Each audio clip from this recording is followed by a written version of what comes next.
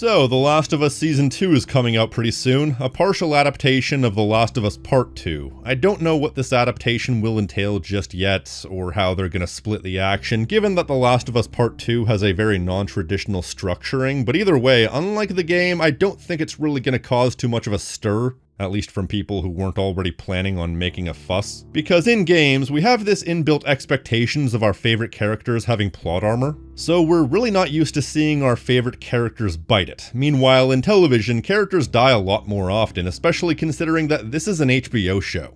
You know what else was an HBO show? Game of Thrones, which means that people who frequent this network should not only be used to seeing their favorite characters die, but they should be used to seeing Pedro Pascal die. Either way, I'm giving them the benefit of the doubt because The Last of Us Season 1 was actually one of my favorite TV shows of the past several years. Probably just my favorite, actually. I'm not sure I would say it's necessarily better or worse than the game story. The qualities are just reshuffled. Now, the pre-release for this show was absolutely stupid, mostly because ever since Part 2 came out, the internet has been resoundingly anti-Last of Us altogether, so the entire series was treated with a level of scrutiny that ensures that the loudest people will never be pleased and everything can and will be microanalyzed to make this series look as bad as possible. To the point where there was a lot of willful misinterpretation and strange anger towards things that were said. Like how Craig Mazin said The Last of Us had the best story in the history of gaming. Yeah, I don't agree with that, but the dude's making an adaptation.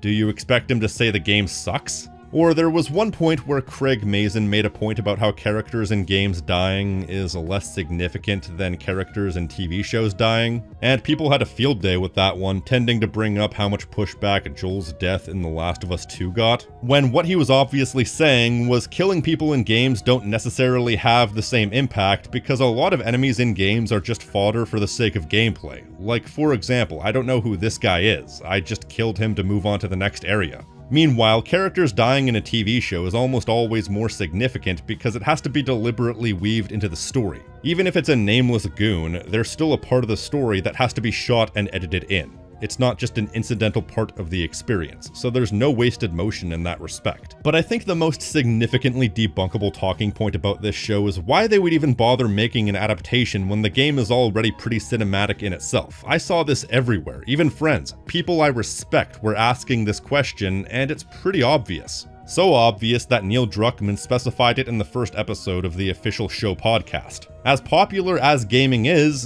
there are some people in this world who will just never pick up a controller. To a lot of people, their perspective on gaming is still Pac-Man. It's easy to forget this if you live in a gaming bubble, but despite being more profitable than movies or TV, the gaming industry is significantly smaller. I did some number crunching and found that by every metric I could find, the amount of people who play games is about 2/3 the amount of people who watch movies and TV. And even that's skewed because a lot of people who play games are people who exclusively play casual games like Candy Crush or Words with Friends. But suffice it to say, the amount of people who are deep enough into gaming that they might be interested in playing The Last of Us is a vast minority compared to the people who might casually watch it as a TV show.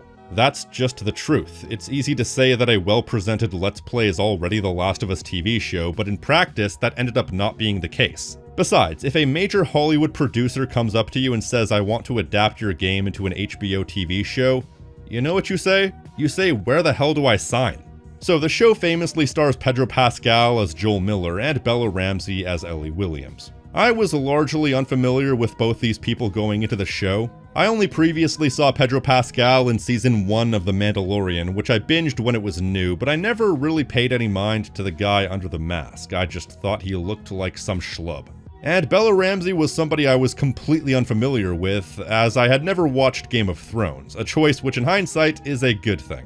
Matter of fact, I didn't even know people were still called Bella anymore. I thought that went the way of Gertrude or Ethel as old woman names we just didn't see anymore. After watching the show, I can safely say that not only are they now among some of my favorite actors and actresses, I can safely say that they were perfectly cast. Pedro Pascal captures that feeling of being an emotionally closed-off, old, bitter, middle-aged man who's tough as nails and brutal as hell. Meanwhile, Bella Ramsey is fantastic as Ellie, capturing that nature of a free-spirited, innocent, curious child who's never lived outside of a walled city, and the gradual transition we see of her as she descends into the depths of despair that come along with all the traumatic events that she goes through is impeccable. I did see that a lot of people were claiming that Bella Ramsey is too quote-unquote ugly to play Ellie. First of all, why is the visual appeal of a person playing a 14-year-old even a topic of discussion? But if it must be a topic of discussion, I think she's, kind of cute in a puppy dog sort of way. Yeah, she doesn't look completely like Ellie in the game, but that means I have to say the exact same thing I always say when this topic comes up. When it comes to adaptations, you want to pick the people who best embody the character's personality as best they can. That's what you should be looking for above all else. Whether or not they look exactly like the character should be secondary unless it's a character whose appearance is a vital aspect of their characterization. There are plenty of characters in the show who don't look exactly like the characters from the game, but embody the personality of said characters perfectly. Or at least embody the characterization that they were going for in the adaptation. I remember hearing that when the casting call for Tess came up, they didn't specify any sort of appearance. They only specified age, and I'm going to make an assumption that they picked Anna Torv because she embodied the spirit of Tess, and the fact that she looks like Tess is only a bonus. And you know what? That's all I'm gonna say on this matter.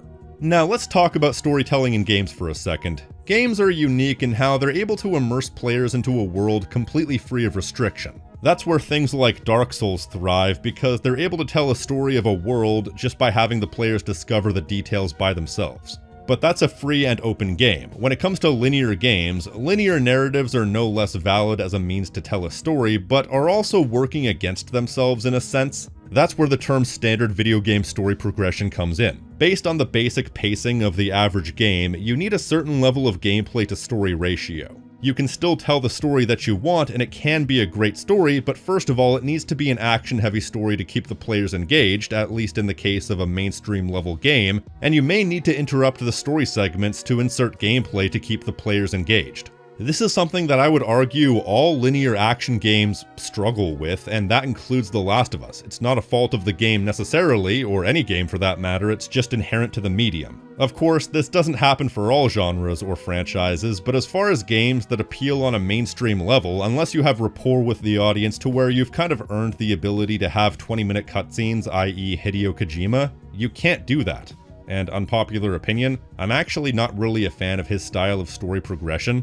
But unless you have that rapport, anytime you're not controlling a character, you are fighting the clock of audience interest. But by making it a pure long-form story medium, there are two advantages that a TV show has over a game when telling a story. First of all, you're able to expand on things that weren't necessarily fleshed out in the game because you don't have to abide by any specific pacing. Then you're also more easily able to switch perspectives. In a game, unless there's a good reason, more often than not, a perspective switch can be jarring, especially if done too often. Episode 1 takes advantage of both these aspects impeccably, particularly in the latter bit. I remember first turning on this show and thinking I came in the wrong door because it opens up on something that seems like a completely unrelated show. A 1960s talk show, but this is the establishing point that frames the entire show in a layer of realism that makes the audience completely understand the science of what's to come.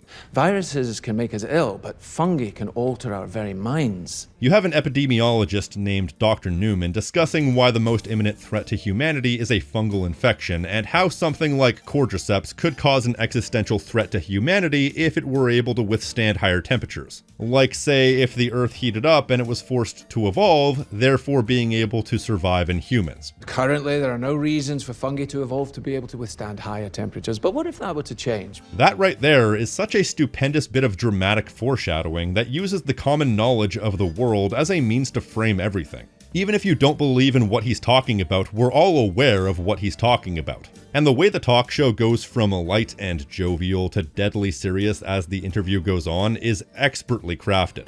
So if that happens, we lose.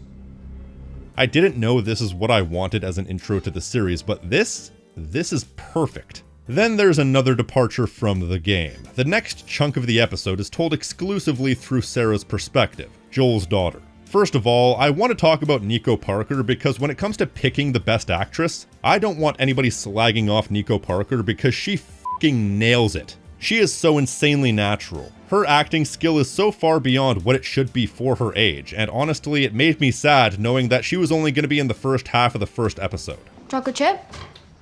Raisin. I can't wait to see what she does in the future, because she's part of that cabal of young actors who have an incredible future ahead of them, assuming they can keep their head on their shoulders. Anyways, throughout the first 30 minutes or so, you see Sarah going through her day. She wakes up, makes a bad birthday breakfast for Joel, goes to school, goes to get his watch repaired, goes to make cookies with the Catholic neighbor, but throughout this chunk of the episode, something just feels wrong. There's a sense of lingering panic throughout. A shop owner has to close early, you hear things on the radio, you see various emergency vehicles driving in a hurry. It gets to the point where even fighter jets are flying over. Everything feels wrong, but Sarah is in her own little world to such an extent that she barely even notices. And then the night hits, and that's when all hell breaks loose.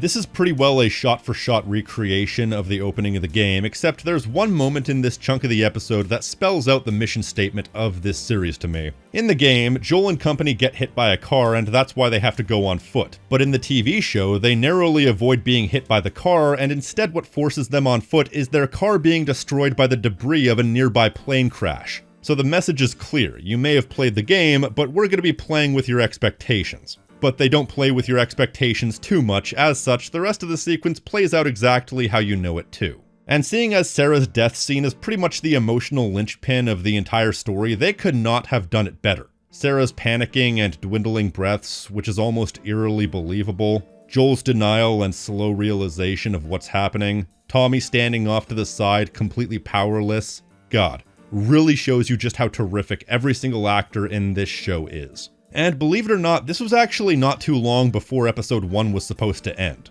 Apparently the season was supposed to be 10 episodes, and episode 1 was gonna end, I believe, shortly after the 20-year time gap. If my memory serves me correctly, it was supposed to end after that dead kid gets thrown in the bonfire.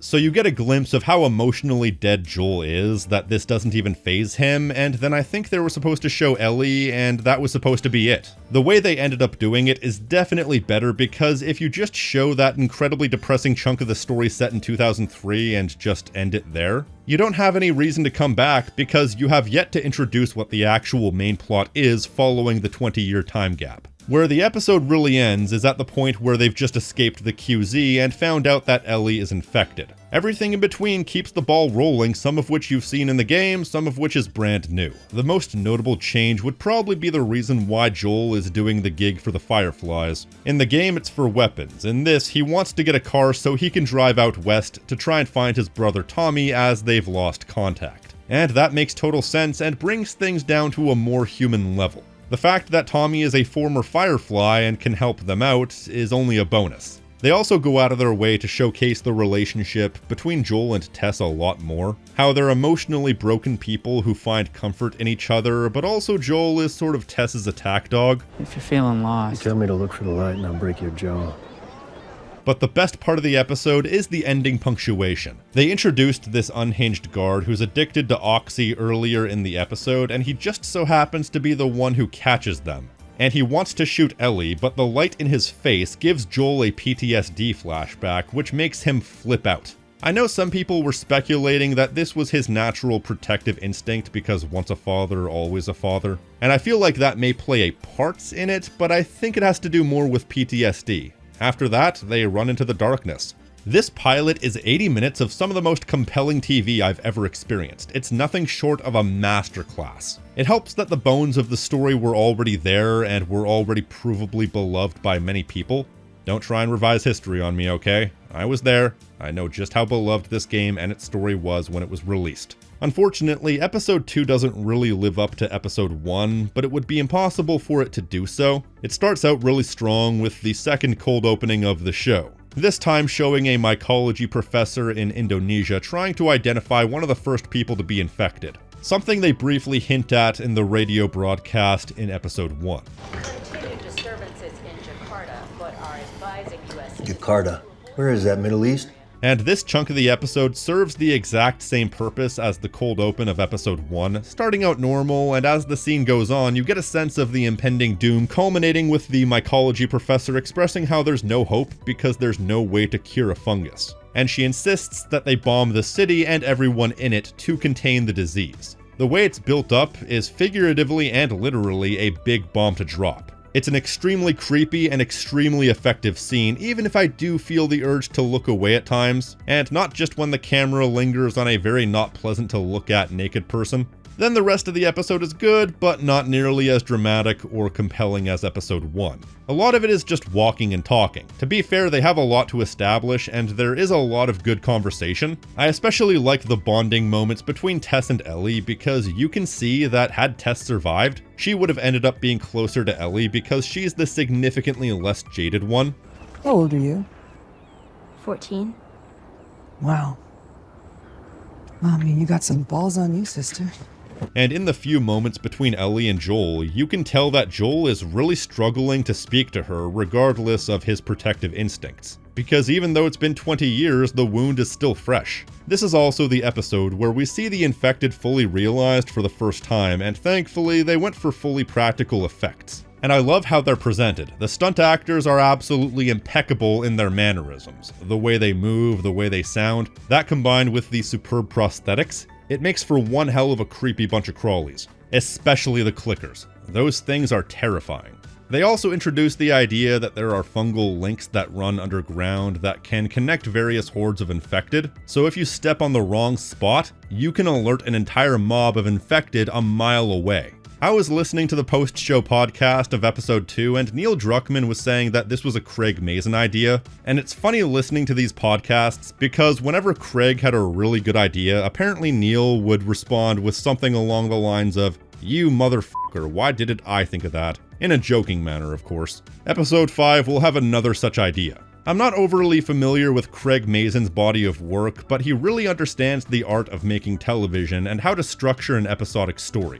I think the only Craig Mazin thing I've seen before this was Superhero Movie. And I'll say for the record, that is a fantastic parody movie, and I refuse to be told otherwise. Here we have children who can walk through walls. We have children who think they can walk through walls. It's actually one of the most consistently funny movies I've watched. Now, there is one thing about this episode that I was very iffy about, which is the ending portion. Specifically that moment where the zombie plants a kiss on Tess. I understand the context behind this, because on one hand, the fungus is attempting to spread, and mouth-to-mouth contact is one of the quicker ways to spread, and it probably had that immediate instinct on account of the fact that she was already infected. And I also understand the fact that they were trying to do the inverse of the stereotypical kiss scene, the lighting, the focus, the pace, but much like the intro to this episode, I just kind of have to look away. It makes my skin crawl. Now, episode 3 is the most critically acclaimed episode in the entire show by a wide margin, I'd say. Some people even going as far as to say that it's one of the greatest episodes of any show in television history. Personally, I think it's a touch overrated. Now, don't get me wrong, I still think it's a great episode. It's a beautifully told, heartfelt story with a ton of great acting and great moments that I go back to over and over. It starts out with Joel and Ellie on the outskirts of Boston just traveling, their goal being to get to the residence of Bill and Frank. This chunk only takes up about 10% of the episode, but it's the most you get of these two. The highlight being the moment where Ellie really begins to show a mean streak when she kills a helpless and defenseless infected after dissecting it a bit. But after a bit of traveling and a bit of exposition, this is the episode that adapts Bill's chunk of the story from the game. He is the survivalist nutjob who owes Joel a favor. However, the way they did it in the game works exclusively for a game, because it's 90% fighting through a horde of zombies in Bill's town en route to putting together a working car so that Joel can drive Ellie to their destination. That's a case where it works for the story of the game, but doesn't have enough story to carry an episode of TV. So instead, they decided to remix the entire chunk of the story and make it about Bill and Frank. Frank is a character who's already dead by the time this chunk of the story takes place in the game, but right from the horse's mouth, we know he's Bill's partner. While it's never outright stated, it's heavily implied that he's Bill's gay lover. Further implied by all the gay porn magazines in the back of Bill's car. And this episode is their story, starting flashback style from shortly after the outbreak when the government is allegedly taking people to quarantine zones, and once everyone's gone, Bill has the whole street and the surrounding infrastructure as his playground. It's not a whole city like in the game, but that would have been unreasonable to film. Either way, it's a survivalist's wet dream. Famously, Bill is portrayed by Nick Offerman, someone who I also wasn't very familiar with before this show. I was aware that his claim to fame was as Ron Swanson from Parks and Rec, but I've never seen Parks and Rec. What I said was, give me all the bacon and eggs you have.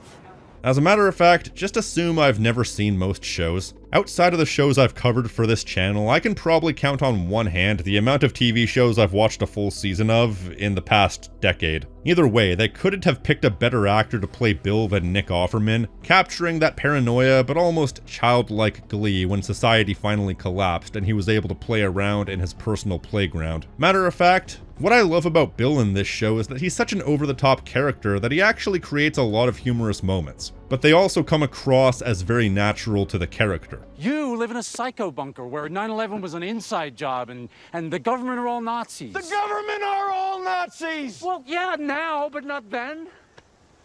Too soon? No, it's topical. That's the thing, the show does have a surprising amount of levity, but it's all appropriately presented. None of it breaks the tone. The second we hand that kid over... You'll talk it through, but please remember that I'm bleeding out. There are even a few unintentionally funny moments, like when Ellie tries to take a run at Joel and he basically hip tosses her straight into a wall. Though I will admit, I have a jaded sense of humor. Either way, their tendency of humorous moments while maintaining the tone is something that a lot of Hollywood projects could learn from. But despite living in what he feels is his own personal fantasy, Bill also has a deep-seated loneliness and longing for emotional fulfillment. Meanwhile, Frank is played by Murray Bartlett, and I believe his big break was White Lotus. He's a very warm presence who's able to bring out, just through his body language, how much love he has to give. Not just romantically, but platonically, given that he's the one who eagerly goes out of his way to meet up with Tess. He just seems pleasant without even trying. I like the idea that Frank could see right through Bill from the moment they met. Like he saw him at the end of the gun barrel and just immediately thought, I know what you are. And from the point they meet, the rest of the episode is them falling in love, meeting Joel and Tess, going through various struggles, and eventually Frank falls ill and decides he wants to have one more good day before quietly going out on his own terms. Like I said, it's a beautifully told story. The problem is I kind of don't care, because I'm not really here for these characters. So as heart-wrenching as this episode is, I don't feel it hits nearly as hard as it should for me because I'm kind of just waiting for them to get back to the characters I'm here for. I will acquiesce that this is probably a very important episode to a lot of people for a very good reason though, because I don't think a love story like this has ever been told on such a grand scale, and so a lot of people are going to see themselves in this episode in a way that would have been unthinkable not too long ago. Meanwhile, I'm just not part of that demographic, but I will absolutely fight for this episode's right to exist because a lot of people, for obvious reasons, tried to really trash this episode, with a lot of people resorting to the regurgitated rhetoric of "it's filler," which takes a supreme lack of media literacy to come to that conclusion. The entire episode is about Bill learning what it means to be alive and what it means to have something worth living for, something worth fighting for. Bill believes that both him and Joel were put on this earth to protect people, but already Joel has failed to protect who was until very recently the most important person in his life. And now he's tasked with protecting someone who is soon to become the most important person in his life. The same applies for this chunk of the game, except in that case, Bill is meant to be a cautionary tale of what it means to be a lonely, insular person who lives only to survive, of what Joel risks becoming if he continued down the path he was on. Meanwhile, in this show, it's meant to be aspirational, a man who had nothing to live for finding something worth dying for. That entire aspect of Joel's character arc is encapsulated in that note. I used to hate the world, and I was happy when everyone died.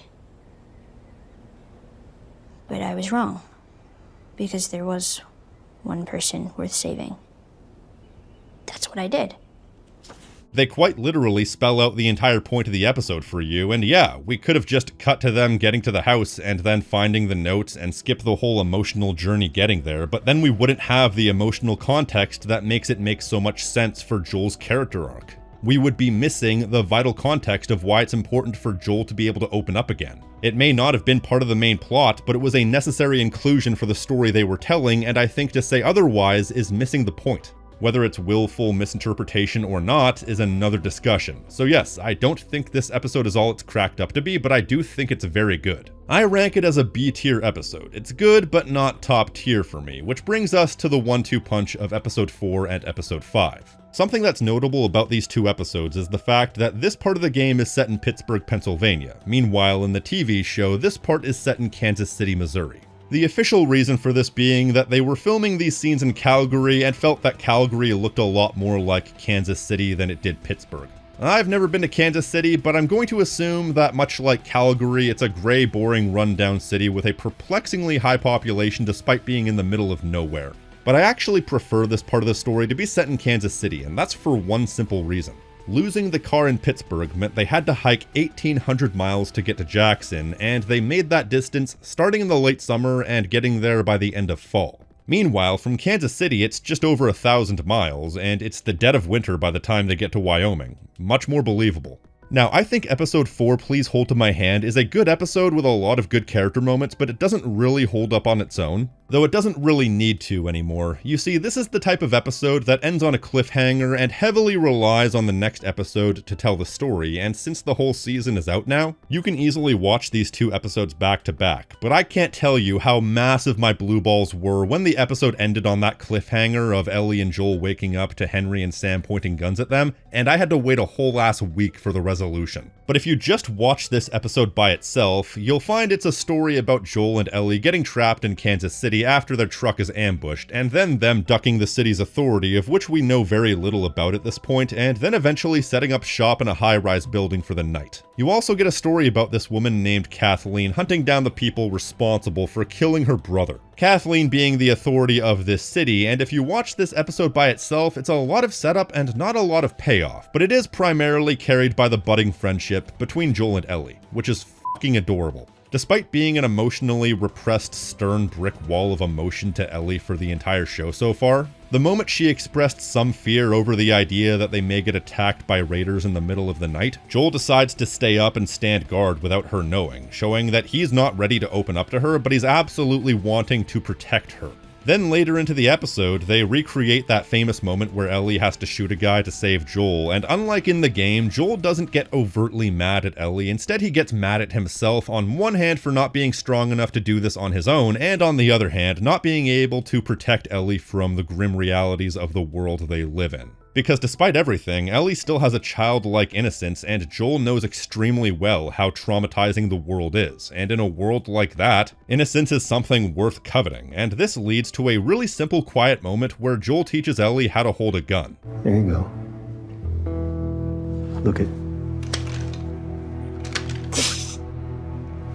Finally, there's the pun book. This was a thing in the game, and I'm not entirely sure how you're supposed to get all of them. I always miss at least a couple, but either way, Ellie spends at least a good chunk of the episode trying to make Joel crack up with terrible puns, and finally, at the very last moment, she gets him to crack with a terrible pun. Did you know diarrhea is hereditary? What? Yeah. It runs in your genes.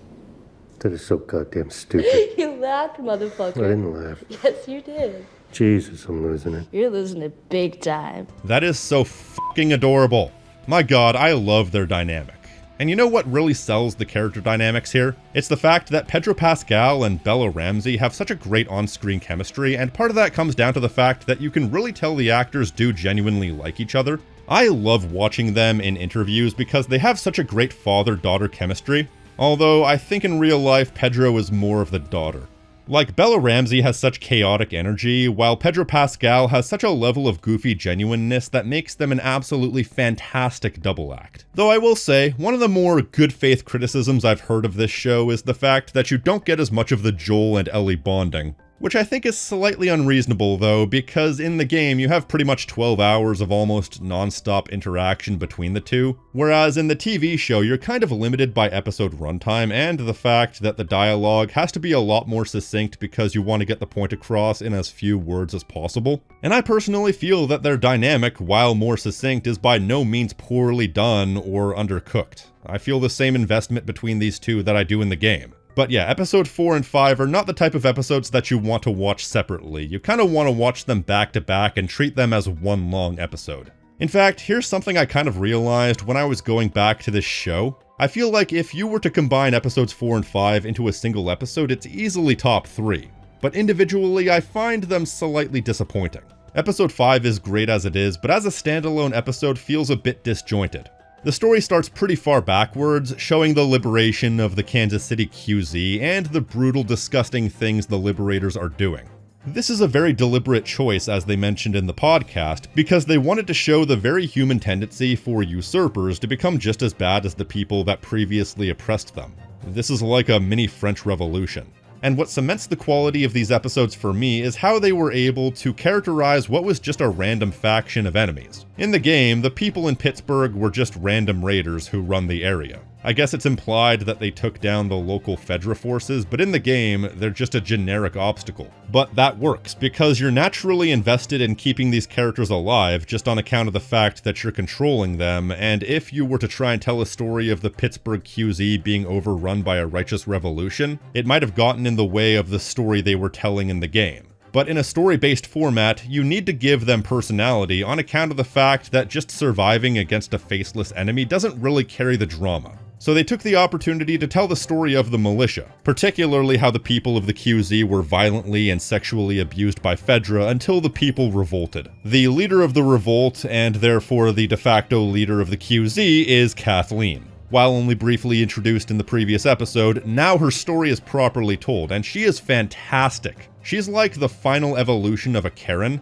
just diabolically cold and unfeeling, but she has actual power, which is what makes her scary. Which is funny because in interviews, Melanie Lynskey seems like the sweetest person. How is it that the nicest people always play the best villains? She is looking for Henry, and by extension Sam, because Henry had ratted out her brother, the previous leader of the Resistance, which ended up getting her brother killed. Meanwhile, Sam and Henry are hiding out for 10 days with dwindling food reserves and are finally forced to leave their hidey hole, but right at that moment, a couple of people swing into Kansas City. With that, they track down Joel and Ellie and make a deal that if Henry can show them a way out of the city, Joel and Ellie will protect them. Notably, Sam has two major changes to his character. First of all, instead of being roughly the same age as Ellie, he's been aged down to about 8 years old. So instead of being roughly an equal to Ellie, he's now a little brother figure, which I think is adorable. Like the moment where they're in the underground tunnels where Sam and Ellie are playing soccer.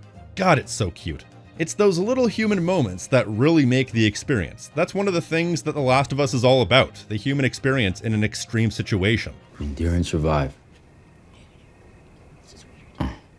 That shit's redundant. Yeah, it's not great. The other change to Sam's character is that he's deaf. Both these changes were apparently Craig Mazin you motherfucker ideas, and it really works. And the actor they got for this is deaf child actor Kayvon Woodard. Apparently he was only like one of 6 different people who auditioned, and this kid is great. Even despite legitimately being 8 or 9 years old when they filmed this episode, he feels so natural in his role. He's got a bright future ahead of him, except for the fact that he's apparently a Washington Capitals fan. I feel like they ran the risk of making Sam so overly sympathetic that it may have came across as manipulative, but I think it works because they make it work. Issues in communication don't leave him suffering. He's managing just as well as any 8-year-old would in this situation. And the point about how Henry gave up the vital information about Kathleen's brother in exchange for vital leukemia medicine, which led to the guy's death, could be a bit much, but it's an extreme enough circumstance that it makes Henry sympathetic while also not being entirely on the level. You know, like since he's a rat, Joel's not entirely committed to working with him.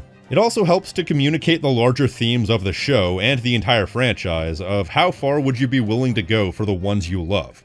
Opposite to Kayvon is Lamar Johnson, who's also really good. He has a natural, warm brotherly energy to him, which is somewhat authentic because apparently he and Kayvon were really close on set. Like, from what I understand, Lamar actually learned ASL practically in a weekend just to be able to talk with him, and I can't say enough good about him. Just like Kayvon, I wish nothing but big things for Lamar in his future roles. But you get it though. You might not be her father, but you were someone's. See, I could tell. I guess another reason why I don't think episode 5 stands on its own as much as it could have is also because the story feels a bit truncated. They make a plan while they're in the high-rise building, they go through the tunnels, and then it's basically the final battle right after that. Plus, it's kind of unfortunate that they brushed past the entire Ish story. That's a story from the game that's told entirely through random documents, and it would have been functionally impossible to tell without interrupting the story, but it sucks that this is something that show watchers have no context for. But regardless of what the episode is as a standalone product, you know what? The final battle scene is amongst the best scenes in the entire series. If you were to say this is your favorite, I would not question it whatsoever. It's easily the best action scene, like I don't think there's any arguing that. This was a set piece in the game, a random sniper on an abandoned road, but once again, they tie it into the main overarching plot. You think they're pretty much home free once this sniper is dealt with, but then you hear that radio chatter and you know the Kansas City militia is coming, and all hell breaks loose. Cars are flying, things are exploding, and then it happens. They teased the fact that all the infected in the area have been pushed underground, and when that burning car creates a sinkhole, nothing. Nothing. And then... You know, they don't show the infected in this show nearly enough, but when they do, holy fuck. This is everything I was hoping for. Jesus, I cannot do justice to this scene. This is one of those rare ultimate fan service build-up and payoff moments where they keep you waiting and then they give you everything you want just for a few minutes. And then the bloater shows up. Holy fuck. And you know the best thing about the bloater in this show? Because there's no gameplay, you don't need to kill the bloater to move on. So it can be even more fearsome. After 2 full magazines of ammo, that thing barely flinched, and when it's all said and done, it's still out there. Then there's the payoff with Kathleen. I haven't mentioned Perry just yet, but he's Kathleen's second in command and is played by Jeffrey Pierce, the actor for Tommy in the game. He buys Kathleen some time to get away, and instead of preserving her own life, she decides that no amount of good sense is going to prevent her from getting her revenge, and she gets mauled by a child clicker for her troubles. A character suffering because they weren't able to put their feelings aside and decided against any sort of moral judgment that revenge was the answer? Wonder if that'll come up again. Matter of fact, Kathleen's ceaseless quest for revenge cost the entire revolutionary force everything after less than 2 weeks after they pulled off their coup. The sinkhole opening was as a direct result of her commands. A perfect scene as far as I'm concerned, and by this point I was so invested in Sam and Henry, part of me was hoping they weren't going to get killed off, but as the saying goes, hope into one hand, shit into the other, and let's see which one fills up first. And they stayed on it. You know, they didn't cut to black, and even had a small funeral. Ellie clearly cared about Sam a lot, and Joel probably saw that and wanted to do right by her by doing right by them, because he's not the type of guy who would take time out of his day to bury someone with all the death he's seen. Unfortunately, episode 5 is the last time we see the infected, at least in the present tense of the show, which is a bit disappointing if I'm being honest. It may have been a budget issue, they only had so much money per episode, and there were a lot of big and expensive things they needed to do, but c'est la vie. Following this is episode 6, Kin. And you know what? I thought this episode was a little disappointing at the time, but this episode has probably the highest concentration of moments that I've gone back to watch just as YouTube clips. You're not gonna scare us. Scared him? And after rewatching it in full, I think it's worked its way up as possibly being a top 3 episode. I think episode 4 and 5 taken as a single episode is top 3, but taking every episode in a vacuum, I think episode 6 is better than either of those episodes individually. There's very little action, it's almost entirely a dramatic episode, with so many great little moments. They finally get to Wyoming in the dead of winter and come upon what they were told is called the River of Death, at which point they're confronted by some people on horseback who it turns out after some misunderstanding are actually the patrol for a local town of Jackson, Wyoming. Which is where Tommy had been the whole time. Wait, is that guy just shoveling wood? The hell? After being afraid for his younger brother's safety for the better part of a year, they finally get that reunion. This scene is less than a minute long, and I've rewatched it like 24 times. Because it's just so sweet. Joel's voice breaking, Tommy frantically running down the scaffolding, the most aggressive hug ever. Oh man, it makes me misty-eyed even now. And the camera lingers on Ellie to let you know that she's lamenting the fact that she doesn't have anything like that. Then the rest of the Jackson scenes are all about the struggle of Joel trying to get Tommy to take Ellie the rest of the way because he feels like she'd be safer with him. And they really build his own internal struggles with his inadequacy, his feeling that he's constantly failing Ellie throughout the show, especially when he starts having panic attacks. When I first watched this, I thought they were giving him heart issues, which may have been going too far, but it was confirmed that it's panic attacks, and the portrayal of these panic attacks are almost eerily authentic. The tightness in your chest, the way the world just kind of goes weird around you in a way you can't describe, that sinking terror, that feeling that you're one step away from your mind just snapping, that's pretty good. Culminating with what I would argue is the best dramatic moment in the entire season, which is when Joel opens up to Tommy about how scared Joel is and how many times he's failed Ellie. It's all I do. It's all I've ever done. It's fail her. Again. You know, I remember back in uni, during one of my writing classes, my professor showed us the intro to The Godfather as an example of how if you have a good enough actor and a good enough script, you can captivate an audience with nothing more than a single camera shot and actors. This is just that, a few short minutes of Pedro Pascal killing it. This scene, and really this entire episode, confirms something about Joel's characterization in the show versus the game that I really like. In the game, because of how it's structured, Joel has to be willing to kill at a moment's notice, so they characterize him as more harsh, more ruthless, and more selfish. Like how he takes the initial smuggling gig just so he can have weapons to sell, while in the show it's to get a battery to find Tommy. Or how his relationship with Tommy is a lot more overtly aggressive and antagonistic, and while there are a few moments like that in the show, game Joel never opens up to Tommy in that way. And that more than works for the game, because trying to paint game Joel like show Joel would have come across as disingenuous if he's going on about how much he's failing while managing to get them through these hectic and insane situations. Call it Max Payne syndrome. You can't claim a character's failing if they're succeeding.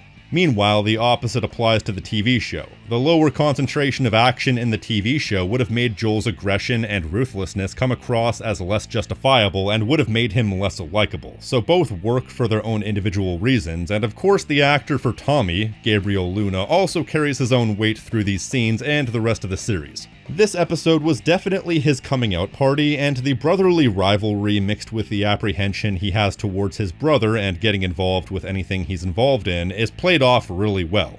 Just because life stopped for you doesn't mean it has to stop for me. This of course leads to a scene taken almost shot for shot from the game, where Joel and Ellie are arguing about going their separate ways. One of the most universally loved scenes in the game, but it doesn't feel like a parody or a recreation. Everyone I have cared for has either died or left me. Everyone fucking except for you. Everybody I have cared for has either died or left me. Everybody fucking except for you!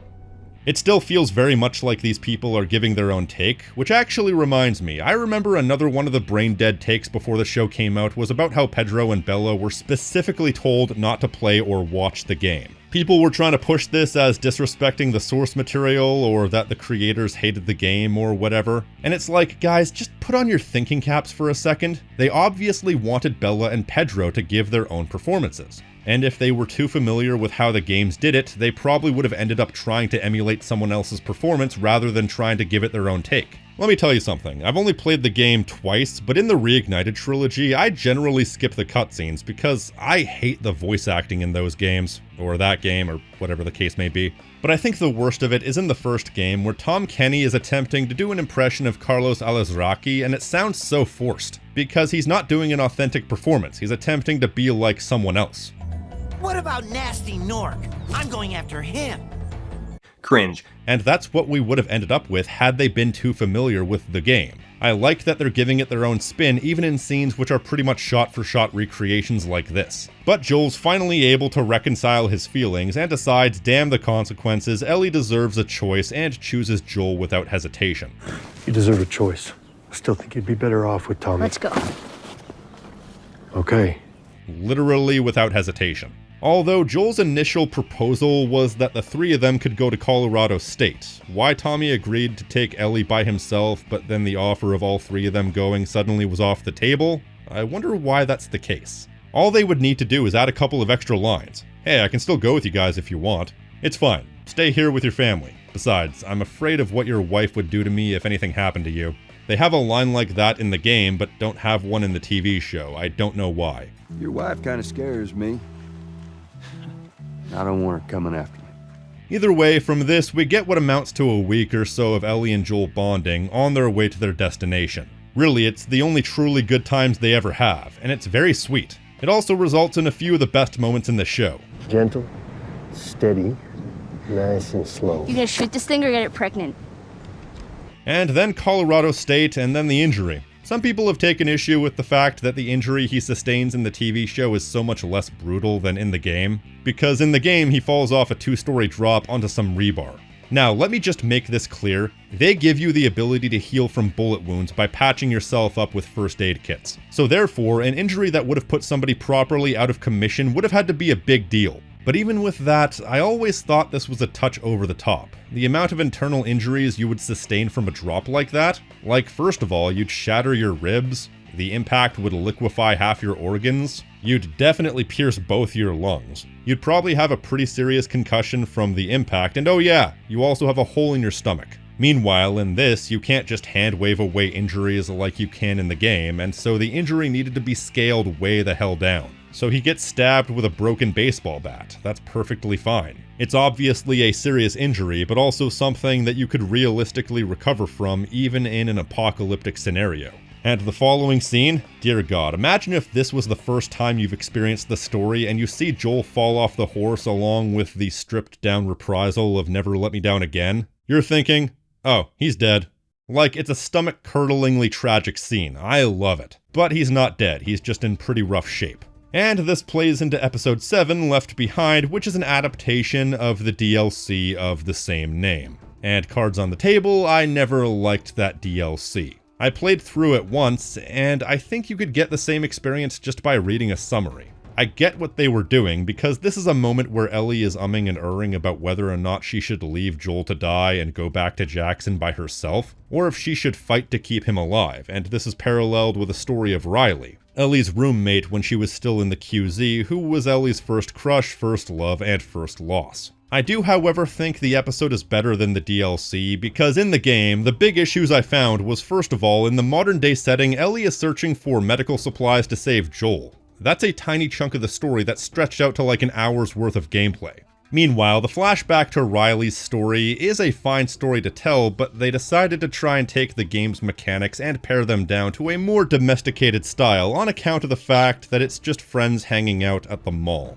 It was a good try, but it didn't work. So what you end up with is two side-by-side sections that fail at what they set out to do for their own reasons. The episode, meanwhile, circumvents these issues by having the modern-day chunks of the story be cut down to a few short clips, and the flashbacks are better because I'm not bored out of my mind by having to play through dumb water gun fights or QTE sections. They also play Mortal Kombat 2 instead of that arcade cabinet that doesn't work, and that automatically makes this episode better. And there are a few chunks of the story that do make it slightly more appealing, like that part with Bethany and that whole scene with the Fedra officer that really goes to humanize Fedra as people who, despite being ruthless and antagonistic, are just people trying to do their jobs and want to do the best for people around them. So with that said, the episode is better, but still it's not very good.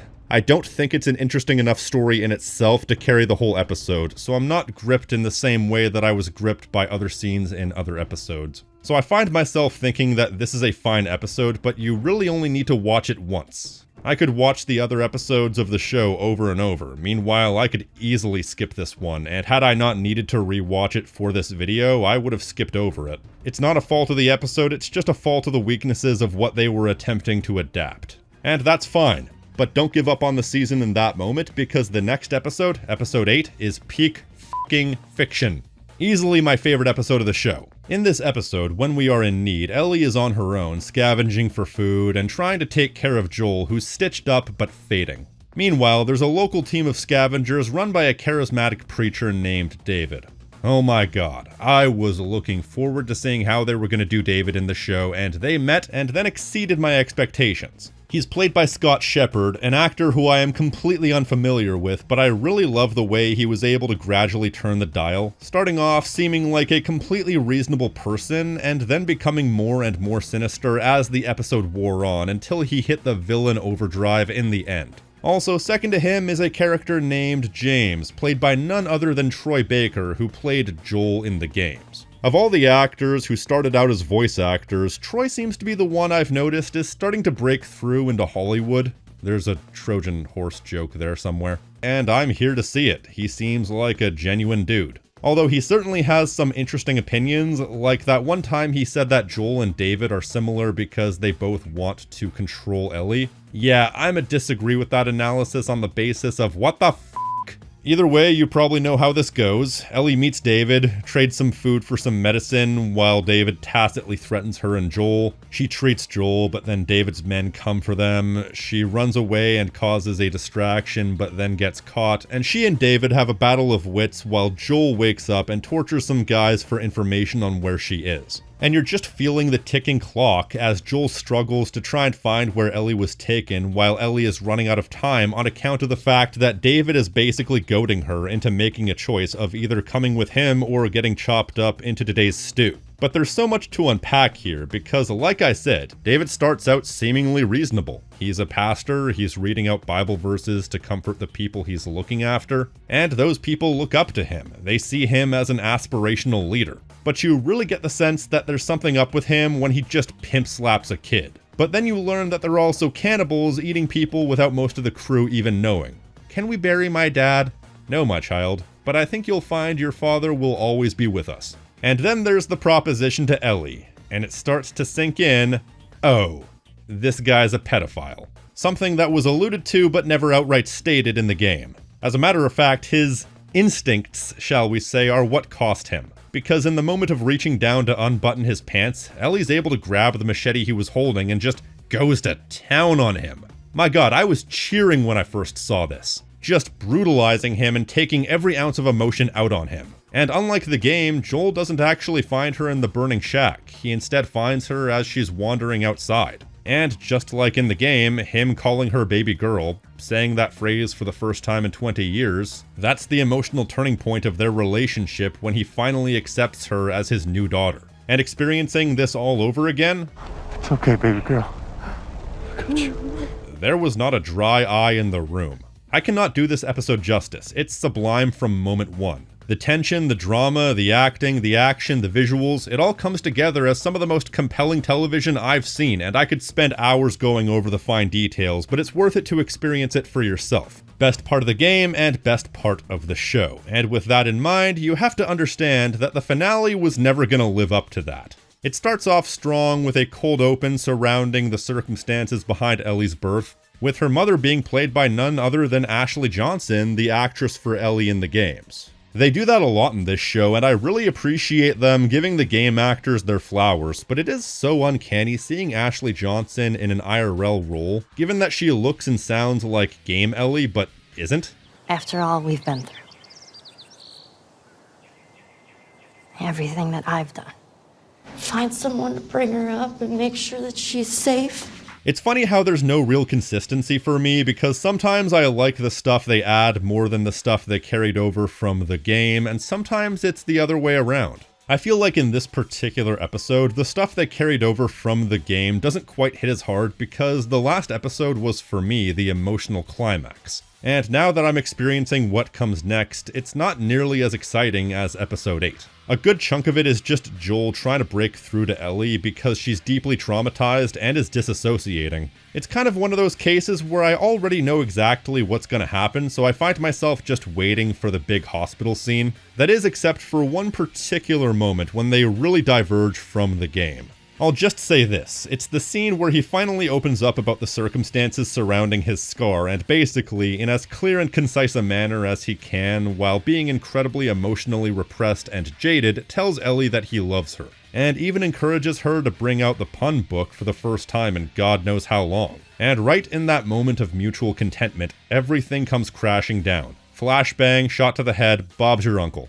Of course, the hospital scene. Now here's a question. Is it wrong that I consider this scene somewhat canon to both the TV show and the game? Because they go out of their way to explain exactly how Ellie's immunity manifests and how they can replicate it. It produces a kind of chemical messenger. It makes normal cordyceps think that she's cordyceps, it's why she's immune.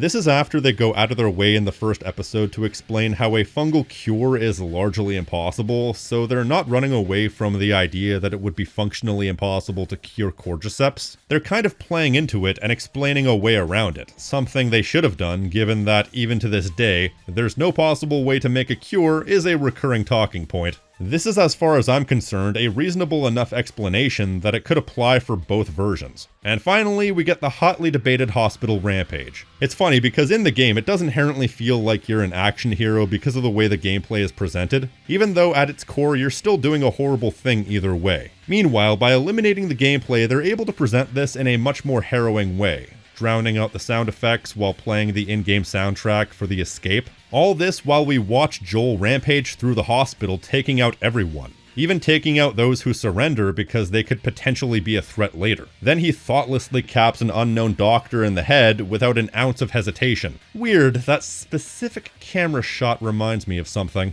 This whole thing feels so harrowing and tragic. It's almost hard to watch, but in a good way. I've heard some people try and claim that they changed this to make Joel seem more antagonistic and more like the bad guy in the show. But like I said, either way you spin this, he's not doing a good thing. It's just that they're able to bring that across a lot better in a TV show. And of course, we know how it ends, the lie, the plea, and the cut to black. There are some things I'm glad they changed, but things like that are perfectly preserved for a reason. Because some things are iconic for a reason. And that is season 1 of The Last of Us. Without a shadow of a doubt, one of my favorite seasons of television ever. Here's the thing, I think the tone I conveyed during this whole review may give you the impression that I think the story of the TV show is better than the game. That's not necessarily true. Some things are better, some things are worse, but more than anything, a lot of the show is just different. Joel being more antagonistic towards Tommy in the game than in the show, and Joel doing the smuggling gig in the game for weapons instead of a battery like in the TV show, then you're able to show Joel being more of a failure in the TV show compared to the game. I'm not going to say any of these are better or worse, they're just different and work for the individual mediums. And that's why within reason I don't complain about the differences, because it's all just about trying to tell the story as best as possible for the medium, regardless of whatever outside context exists. And despite a few issues, I think The Last of Us Season 1 is some of the most compelling TV I've watched in a while. Maybe some of that has to do with the fact that I was already invested in the story, and so I'm a little bit more predisposed to liking it already. But I know a couple of people who watched this show without ever playing the game. One person didn't even know it was a game, and was even confused about how it could have been a game, and they all share my sentiments to some degree. The acting is fantastic, the writing is great, the dramatic elements are superb, there are so many scenes I find myself going back to time after time, and while the action isn't as consistent a presence in the series, when the action hits, it hits. It's everything I wanted the series to be and then some. But if you don't already like The Last of Us to begin with, I can't say how much you'll get out of the show. But if you've never experienced it, or you're a fan of the games but haven't watched the TV show, for the people who haven't seen it, I recommend it, and to the people who are fans but haven't seen the show, there's enough different here that you'll get something out of the show that you won't get out of the game. Results may vary, but you know, it wasn't that long ago that I didn't really care for The Last of Us, and now I'm hooked. So what more is there to say? Of course, with Season 2 coming out, we're probably due for at least somewhat of a repeat of when the game first came out. I don't think it's going to be nearly as bad, because aside from what I mentioned earlier, I think the show presents Joel in a negative enough light that the average TV viewer will be able to understand that while he arguably did the right thing, he went about it in the wrong way. Especially once he started lying and gaslighting Ellie. I mean, I fully expect there's going to be another round of the usual suspects waxing poetic about how terrible the show is for months on end because their rent needs to be paid, but I don't think anybody who hasn't already been complaining about the game since it came out is going to be complaining now. I think it's going to be the same people making videos and the same people watching them, and nothing productive will get done. Just a bunch of people confirming their biases while the world at large moves on. And to be honest, if you look at a lot of those people's channels, they were hating on The Last of Us long before the TV show was announced. So it's not like a lot of those people were giving the show a chance to begin with, or were intending to give it a chance. And if that's your perspective, I can't take your opinion seriously. I'm not saying you have to be a fan to criticize it,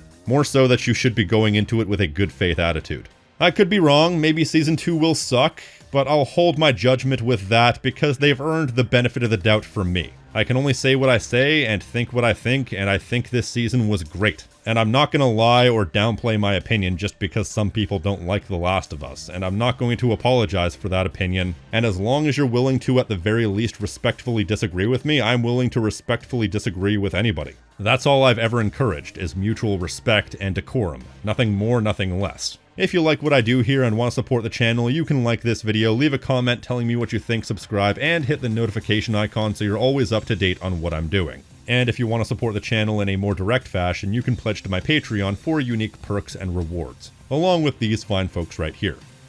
And an extra special thank you to Dick Kickham, Ga004, Hydra Overlord, FarmCat84, Raph, Ranger X, Sketch Lombo, Sphinx, Weird Webster, and Will Stokes for going above and beyond. I've been the King of Snark Style right here on Tactical Bacon Productions, and I will see you next time. Stay crispy, my friends.